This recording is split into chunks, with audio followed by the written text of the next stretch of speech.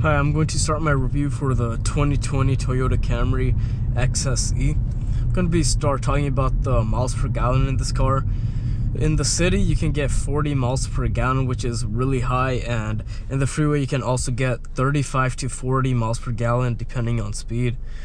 This engine and car actually has a sport mode that enhances your driving experience because the throttle response is immediate when you put it into sport mode, and the power delivery is way faster as the RPMs go higher in a way much faster rate.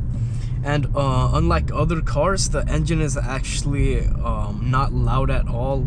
I drove a Hyundai Accent and did a review and acceleration video on that, and from that video you can just hear how loud the engine is. You could hear the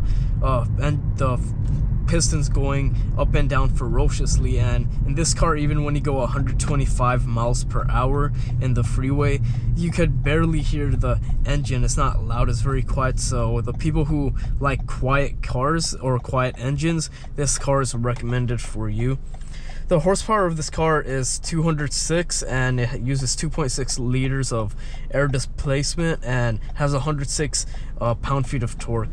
I can't even imagine how a Lamborghini Huracan or a McLaren 765 LTN, the ultimate car, the Koenigsegg Jessica, would even feel. That it would just be insane if I ever get my hand on that. The steering wheel on this car is actually very stiff, and the steering wheel itself is very low. As you can see, it's like they made this like the Toyota Prius. Is way lower than what the regular Toyotas would be, or the previous generations, because me and probably most other people drive their car with their hand on the steering wheel in the bottom like this. And regular steering wheel, you would hold it right here, and this one is very low, so it's actually not that comfortable for me. So most of the time I drive with my hand on the left side for this car. And I tested the bass of this car, and I would say the bass is pretty good, but on other cars the bass is louder. And this car also has paddle shifters that you can use for manual mode.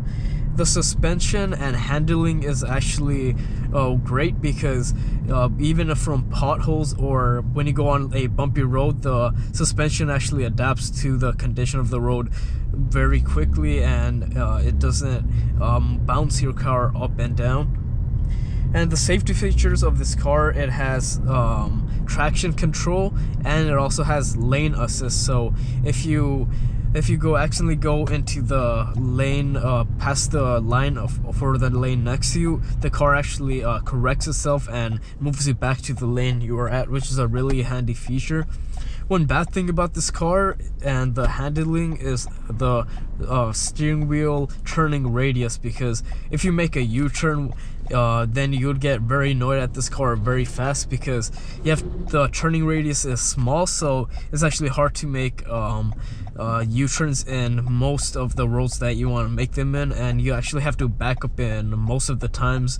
When you make the turn in for the U, then you have to reverse back and then go make the turn in again, because the turning isn't that great in this car.